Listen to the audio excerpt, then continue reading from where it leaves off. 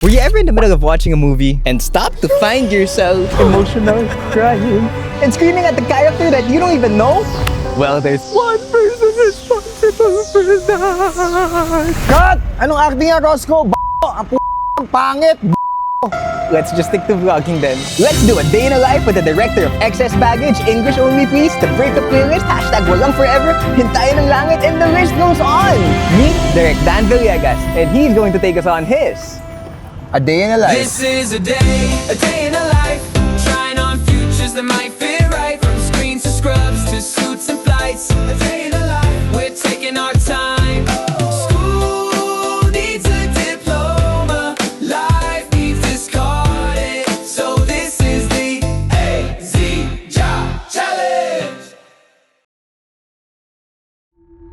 Meet the director, Direct Dan Villegas. Hello. So today we're shooting Almost Us, starring J.M. Ibarra and Fiang Smith. So this is a love story about two best friends and almost lovers.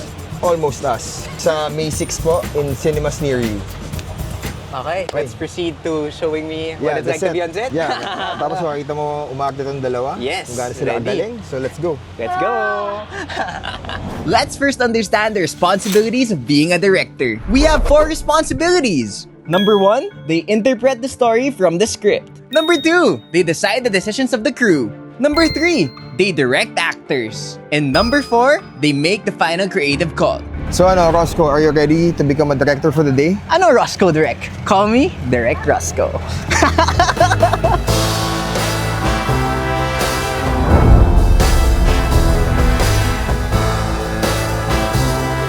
Episode 4, A Day in the Life of a Director. Let's go! We're in an actual shoot today. So, nasa set ngayon ng Almost Us. Ito siya, tingnan yung itsura niya. Direct, gusto mo mag-hi sa vlog ko? Hello, vlog. Pwede naman ako hindi maging vlogger kung maghahanap ko yung extra. O sige, mag-talent ka mamaya. Kizzy, Kahit naglagakad pwede lang. mo pa pa-talent to, si Roscoe pala. I-feature Hi, ako sa brother. vlog niya. Ayos yun, magandang content yun. Bigla ako mag-extra. And first things first, we're gonna tackle the interpretation of the story. Ano thought process mo direct sa pag-analyze ng script? Depende. Parang kasi may mga scripts na parang pagkabasa mo pa lang, ano na agad, it sticks with you. Pero kasi niniwala ko, turo kasi ni Direk Marilu nung college. Read the script at least twice. One, to enjoy it, parang you're reading a novel. And the second one, para pag-aralan mo na. Regardless if you're a director, cinematographer, designer, editor, whatever, at least twice talaga sa simula. Now that we have the story, it's time to put it into life with the help of the crew. Yung set natin ngayon. Very grassy, greeny, very romantic spot. Masyado lang kata direct ah. Oo, gulang. Gusto mo ikaw mag-clapper? Ah, sige, ako. Ang bobo, pinapalo ng malakas. Ah, okay. Bobo yun. Ganun lang. Or ganyan. Mag-intense yung eksena. Ano ba kayo? May mga gumana Hindi, na ba sa sige, inyo? suntukan kayo ng soundman. Tataro ni Direk sa commercial, no? Pinalo mo ng malakas. Oo, may magagalit yun. Tsaka nga nun, umurahin. Can you pakilala sa vlog ko? I'm Miguel Sevilla, writer. Award-winning production designer. I Aero Francisco, production designer. Multiple Orion winner. To idol ko to eh. Grabe yung director ko. Kala mo yung Urian winner? Multiple clapper. DOP ko din naman. Tito Neil. Hi guys. Also an Orion winner. Award-winning cinematographer. Neil Bion. Hello po, I'm Jackie Reyes, yung set decorator. Hi, I'm Kizzy AD, assistant director ni Direk Dan. Si JR Misa. SOC. Hi po! SOC? Yes, Society of Camera Operators. So nice to meet you. So nice to meet you, sir. Up. Thanks. Clap it. Yan! Bawal yung direct ah! Si Toto. Yung mag-gaffer today. Mike. Mark Gaffer. Nice to meet you. Ito, ACs. Importante yan kasi pag wala sila, focus yung shot mo. Christian from Bulacan. Po ay AC po. Ito, Louie from Morato. Yun na yun ah, direct. Yeah, yun na yung heads. Nakailang projects na kami nitong mga to. Kasi ako personally, pag meron akong team na kawork ko na, ayoko na nagpapalit. Usually, I work with 2 sets of people. May nakakalimutan ka direct. Assistant director. O sige, May role na ako. Hindi lang actor. Clapper pa. Lahat ng takes daw. Oo, meron ako. Kasama ka na sa tree plan. Hindi, ako nga yung puno eh. Seryoso ba sasali ka? Puno ka daw? Hindi. Puno ng kagaguhan. Puno ako. Direct ako today. Direct Roscoe, everyone. Trabaho kayo. Hindi ba ganun, director? Ay, ayusin mo yung scene. Anong klaseng acting yan? Okay, next set. Hi, Kuya. Direct Rosco. Pag okay si Tito Neil, ano na tayo? Actors in. Trabaho na tayo. So, anong ginagawa natin ngayon, Direct? We're blocking the first scene of the day. So we're just waiting for the actors. Nasa makeup pa sila. Are there any key important details na tinitake note mo when shooting and finding a spot? Hindi naman. Usually, you work with the designer and the cinematographer para mahanap kung ano yung best angle na bagay sa story. And it might not be the prettiest angle, pero kailangan kasi everything serves the story. Story yung pinaka-important at the end of the day. Right. Sakto yun. Yung isa akong tanong dito. How would you know what the audience should feel in every scene? Hindi, syempre you can hope na parang kung ano man yung emotions na gusto mong matranslate on screen tumawid. Pero kumbaga, ako kasi, the audience, nagbayad sila para panoodin yung pelikula mo eh. Or huwag na nga yung bayad eh, yung oras na. So they can feel what they want to feel. Diba? You can only guide them na sana ito yung gusto mong mangyari, diba? Halimbawa, ito yung sinushoot natin ngayon isang rom-com. So sana lumabas sila ng kinilig at tatawa sila. I Diba? Kung horror yung sinushoot natin, sana lumabas sila ng natakot. Now that we've seen the people behind the camera, let's meet the people in front of the camera. Apparently, including me. Ang ating vlogger for the day. Hi, Piang. Featuring Roscoe. the day in Nice the to life meet ko director para sa promo din natin. So, shoot na kayo. Pinakuha na kita ng shirt ka. Okay, sige. Nakasama pa ako sa movie. Oo, basta. Ano ka ba, director? Hindi ko alam, naging actor ako bigla. Uy! Change po kayo. Mag-change actor na ako. Ano ako dun? Anong gagawin ko dun? Sa volunteer. Ay! Okay, perfect. Actor na pag... Wait lang. Hindi pa tapos yung puno. Bigyan niyo si Roscoe ng mabigat para mahirapan. 2 sako. Gusto mo mag-talent ha? Bigyan mo 2 saong lupa. Magiging actor tayo for today. Okay, take tayo. Cam set, sound, motor, and action!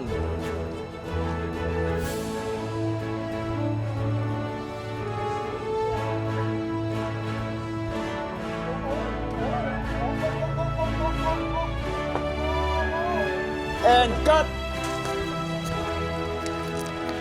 Direk, kamusta acting ko kanina? Sakto naman, kita yung kita yung facade. Yung facade ng face mo. Sam, how is it like working with Direk Dan? Oh, I love working with Direct Dan.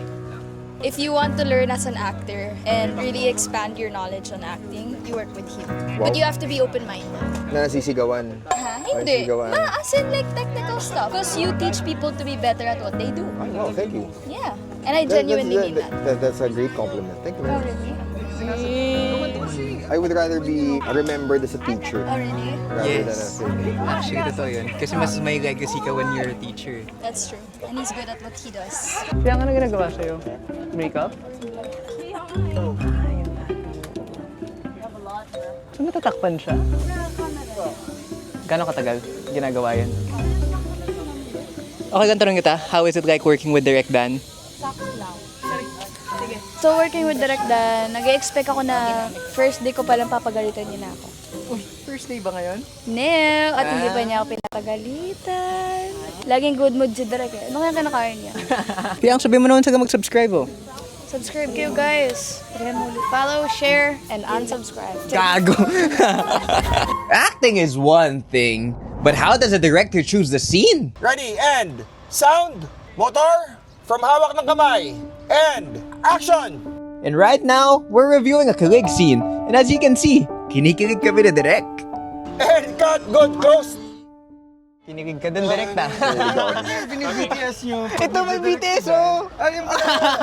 Nakangiti kami both eh. Isa pa daw. Take 2 lang, take 2. Direk, paano mo nalaman na gusto mo na yung clip? Kinilig na ako eh. Kinilig na ako, okay na ako. Eh, gusto pa ng actor ng isa, so pagbigyan natin. Direk, kita yung kilig natin dito. Talaga? Sabi ko, nakangiti kami ah. If ganito katagal sa isang scene, Direk, paano mo na make sure na makakabuo ka ng movie? Hindi, you have to trust your editor. Siya yung constant, I think, sa pelikula. Most people don't value kasi the importance of the editor. If you've already found your editor, hindi ka na magpapalit. Editor kasi ang last line of defense mo. Yes. Kapag halimbawa, something went wrong sa shoot, umulan, tapos ito lang yung na-shoot mong footage, or parang hindi ka happy sa performance ng actor, or may something went wrong, tapos wala. That's a day. You have to move on. Yeah. Pag magaling yung editor mo at kasunod, magagawa ng paraan sa... Hindi ko siya siya sinasabi na save it in fix it in editing But like, things that you can't control and given the limited time, naayos ng editor. Oh, I believe na talaga. Editors are the shit. Okay, now nakita mo na yung paano gumawa ng pelikula, paano mag-shooting. It's your turn to make a movie. So good luck. Galingan mo. Okay, And sige, direct. Bahala ka na sa buhay mo. Now it's time for the challenge. Let's direct a short film. We have 3 steps. Step 1, look for actors. Step 2, direct the film. And step 3, edit the short film. But in the middle of the challenge, a group of CSB film students asked me to be their director. Sakto bro, we're vlogging a day in the life of a director. Are you willing to be a director for our short film? Ayan, you have an actor, we have a crew, all you need to do is direct. Are you in? Yeah, I'm in. Perfect practice, let's Tara! go.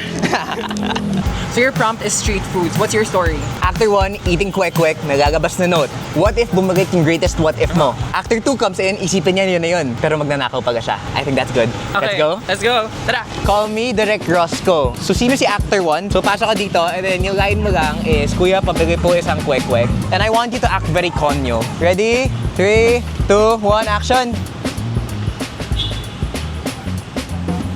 Ano ba yan? Hindi pwede yan on set. Ulitin mo. Rolling pa lang. Ano ba tong actor natin? Magkano ba bayad niya dyan? Sana na-enjoy niyo to. Yes. Ako na-enjoy ko mag-sermon eh. Pwede bang pahingi ng shot na binabangga si ate? Parang mali ata yun. Okay, scene 2. Kinokonsume na ni ate yung kwek-kwek. Paano natin i-consume yan? AD, ikaw na bahala. Pwede ba siyang galing sa dila mo? Or are you comfortable doing that? Magkano ba daw kasi bayad mo sa kanya? Hindi, kain ka muna. Kain muna siya. Kunin natin from here. Kaya mo from ditong angle. Mas maganda. Tapos kunin mo rin from tight from here. Okay na yung dalawa. Tama yung instructions ko, ha? In fairness, pwede na akong director, ha? Buti na lang nga, wala si Direk Dan ngayon. Good take, good take. Oh, next take, guys. Hurry up. Yung time natin, guys. Kailangan ko na kumain. Guys, pakibilisan. Wala tayong bayad sa rent natin, ha? Clapper, clapper, clapper. Ano ba tong AD natin? Sinuseryoso na yung pressure ko, eh. No? I think I can be an actor. Di director. Direct Dan kung kailangan nyo ng Daniel Padilla. Labis na naiinip. Oh, kailangan paglabas ni ate ng note. Continuity, guys, ha? Movements. Ulitin ni ate yung scene para tuloy-tuloy. Nakuha? Good take. Ngayon, kailangan natin si Actor 2. Scene 3 na, guys. Umuulan na. Guys, we have problems. It's okay. Part of being a director is knowing how to be adaptable. And ngayon, yung scene 3 natin, interaction na ni Actor 1 and Actor 2. Diyan na yung kilig nila. Kaya nga, stricto kong director, bro eh. Masyadong passionate eh. Sana yung sigarilyo ko? Okay, I think it's time for us to see the final product. Roll the film.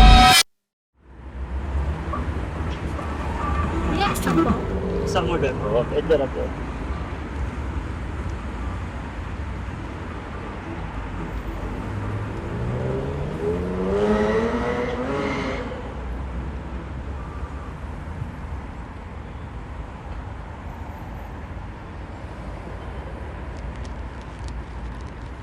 Paano kung bumalik yung greatest what if mo?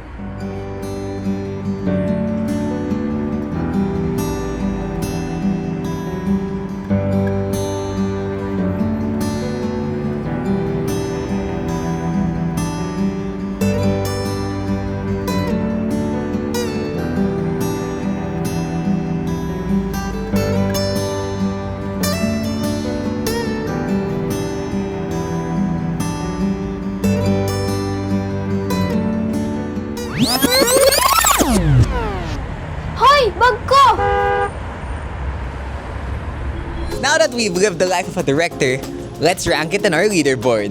It was previously job rating, pero na-realize ko na medyo walang kwenta siya. So now we're making it job ranking. And I'm basing it off the skills that I've learned. I've learned creativity, pressure, leadership. Would I do this long term? Honestly, this is something that I really enjoyed doing. Enjoy ako mag-utos. The joke lang. I enjoyed the art that comes when creating a film, a movie. So, we're putting this all the way to number 1. Yeah. Okay. Now that we've finished the job ranking, we're gonna focus on the community. Let's name it Pathfinders. My goal here is to make you guys figure out also the path for you. So basically, yung gagawin natin dito is a community shout out. If you guys know any charity, organization, fundraisers, maybe pwede natin gawin. Since we're given the platform, maganda rin if we shout them out para the people that are watching would also possibly help out in one way or another. Comment down below, and then in every episode, may shout out tayo na community. Another thing is, I also want you guys to comment down below the profession that you guys want me to try next. So we're in letter E. Di ko alam kung ano maiisip nyo. Sky's the limit sa suggestions nyo. Pwede ako maging elephant, egg, engineer. And now that I finished talking to you guys, it's time to ask Direk Dan personal questions related to his career. So Direk, your first question natin is, what is the most memorable scene you've directed and why did it stick to you? Ang cop-out nitong sagot na to pero lahat? Kasi parang lahat ng pelikulang magagawa mo, parang mo silang mga babies ba? I watch my films sa iba't ibang screening, hindi lang sa premiere night. If a scene works, tas nag-react yung crowd, kung gumawa man ako ng horror, natakot sila, rom-com katulad ng ginagawa natin ngayon na kinilig yung mga tao, I think yun yung win. And yun, I think yung highlight ng pagiging isang filmmaker na your film can resonate with your audience. Direk, second question, what's the secret in making a romance film genuine? It has a lot to do with scene work with your actors. First of all, kailangan yung actors mo may empathy, di ba? Kailangan resonate with your audience. And malaking factor din yung script, even yung paano mo i-shoot, paano ka gumamit ng lente. Pero at the end of the day, kailangan honest yung atake sa performance, not only for the actors, but also how you mount the scene. And I've learned this from my mentor, Direk Marilu. Ang sinasabi niya parati, you shoot the living set. So, pag shoot mo yung living set, you react to what's happening on set, kung ano yung kaya ibigay ng mga actors mo, cinematographer mo, ng AD mo. So, kapag nag-jive kayo, I think lalabas yung hinahanap mong truth or para maging genuine ng isang eksena. That's cool. That's cool. So ito naman, Direk, tip naman to for starting directors. How do you stay in the industry? Nung film student ako sa Ateneo, ang nag-inspire sa akin gumawa ng pelikula, si Direk Marilu. Tapos first day sa klase niya, sulat niya sa blackboard, rule number 1, leave your ego at the door. Sinasabi ko to sa mga students ko, kalimutan niyo na lahat ng tinuro ko, pero huwag niyo kakalimutan na rule number 1, leave your ego at the door. I remember that. Yeah, di ba? I remember that. Workshop. Yeah. Basically, ang dami ng kupal sa mundo, huwag ka nang dumagdag. Walang room ang ego mo dito sa industriya. And I do think that's the most important lesson any filmmaker or any artist could learn. Any person. Yeah, any person actually. Okay, I have one last question. If you were my age, do you think you would have also become a content creator? Honestly, no. Bata pa ako, may fascination na ako with photography. The reason I got into filmmaking was because I was fascinated with photography. And then, nung nag-college ako, kumuha ako ng isang film subject and eventually, naging teacher ko si Direk Marilu nga, as I've said. And then, natutunan ko na mayroong position pala sa set na director of photography or the cinematographer who shoots, who captures the film. At doon ako na-obsess sa art ng cinematography, sa art ng pagpipelikula. And kung meron man akong hindi ginagawa, kung hindi man ako nagpipelikula ngayon, ang ginagawa ko tuturo. So, hindi ko alam kung magiging content creator ako. Parang medyo malabo siya. Masyado akong in love sa art ng cinematography at sa pagtuturo, parang to think of anything else. Okay, Roscoe. So, you spent the day with me. So, is being a director for you? So, how was your day in a life as a director? It looked like you enjoyed it. The people responsible for telling a story of a movie. Similar to what you're doing, except a different field. So is being a director for you? I think we are all directors in our own way. Sometimes we don't even see it. Ako as a content creator, I direct my videos every day. Even this video. I've always been aware of this, but I control how I film, how I edit my videos, and how I want the viewers to understand it. But what I learned today doesn't just apply in the world of content creation. Honestly, it could be applied in the real world. How you turn your life into your own movie, the decisions you make every day, the people that you choose to stay in your life, and the emotions you choose when reacting. All of this play a part in a story that we all call life. And being a director is really fun. But if you want to know if I want to become one, I think you should follow along the journey to see how I direct my A Day in a Life.